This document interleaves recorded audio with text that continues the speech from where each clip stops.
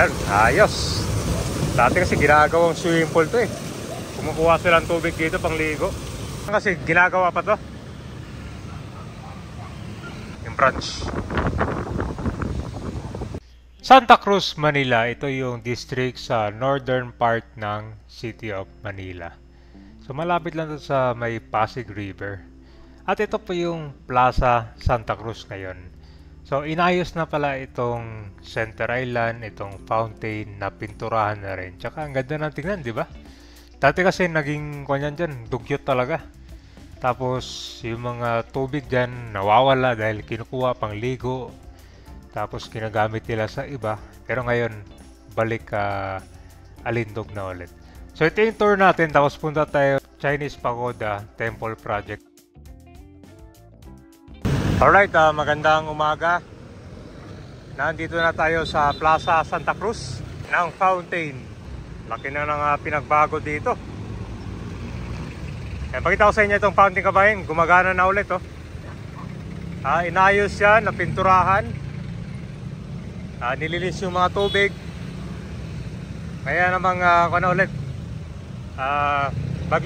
Balik-sigla na ulit. Tumadayo na rin yung mga turista. Ito rin yung simbahan, no? Nagkaroon din ng restoration. Pakita ko sa inyo ang lilim. Ganda na. Nung nakaraan kasi ginagawa pa to.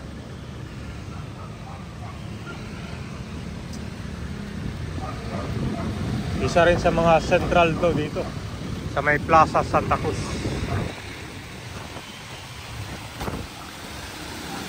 Yun, no?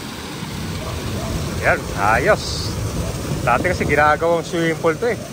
Kumukuha silang tubig dito pang ligo.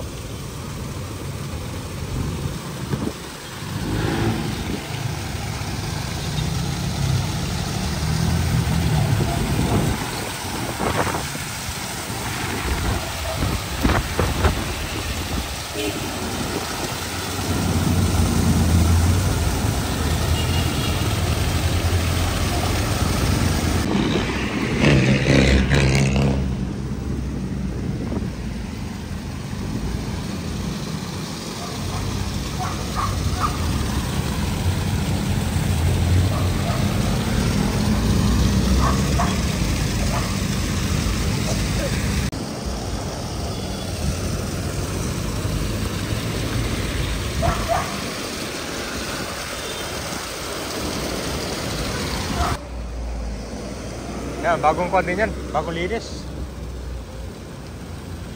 I-update na rin natin itong Chinese Pagoda Temple. Ilang buwan na rin kasi maganda sana kung dagdag attraction to, no? After dito sa Quiapo Simbahan. Yan, Quiapo Simbahan dyan, diretso ka lang dyan. Walking distance lang papunta dito sa Chinese Pagoda Temple. Pero kasi matagal kasi natenga to, walang galawan eh. Ito, walking distance lang, oh.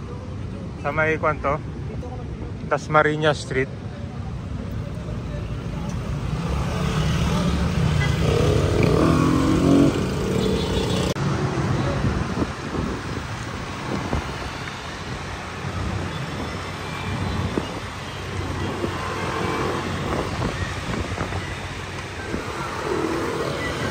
Ito na siya, oh. Ito, nakabakot din na nga natin, ah. Sayang talaga, maganda sila kung matapos to, di ba?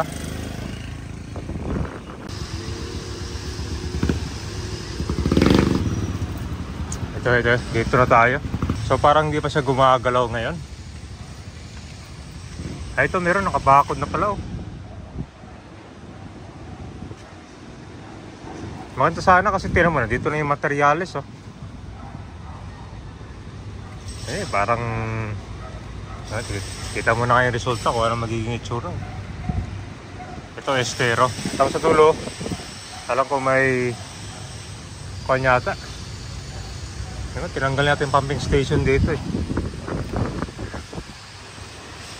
Diba, may iwanan lang ng araw, puno ng basura, oh.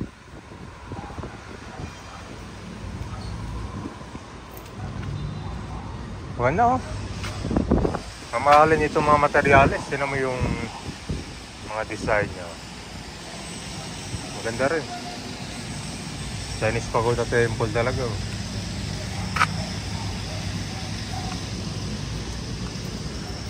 Natin dito.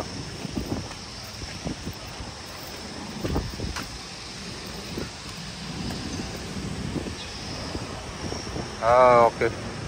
Nakabakod na pala dyan. Tapos dito, ganun pa rin. Yung mga materyales, ayan, nandiyan pa rin nakalatag. Pero overall, itong daanan niya, natanggal na. Dati may outpost yata yan dyan, no? Na-demolish na. Yan pala yung natanggal.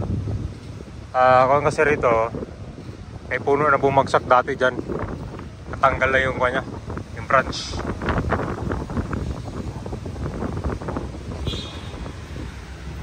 Update na rin natin to.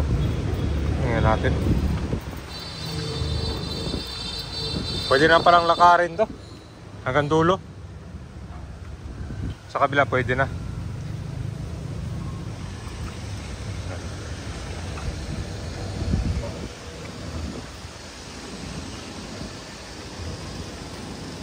Niluhumot na lang yung mga materyales yun sa katagalan.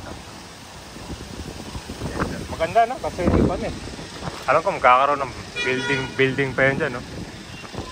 Abangan natin yung kasunod dito. Ito palang so far eh. So nandito na tayo sa Ongpin. So nilakad natin yung Chinese Pagoda Temple nga dito. Ayan. Sikat sa berihan ng 18K, 21K Saudi Gold Diamond. Itong Ongpin Kabayan, yung one lane niya, kontra ka dito. Parkingan. Pero tingnan natin yung bangketa ngayon.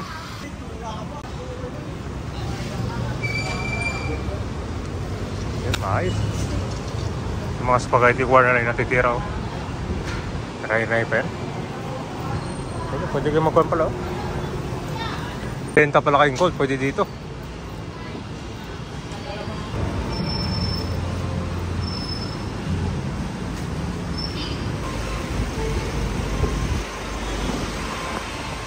Tara, pasal tayo dito. Napuntahan ko na ito, Avenida.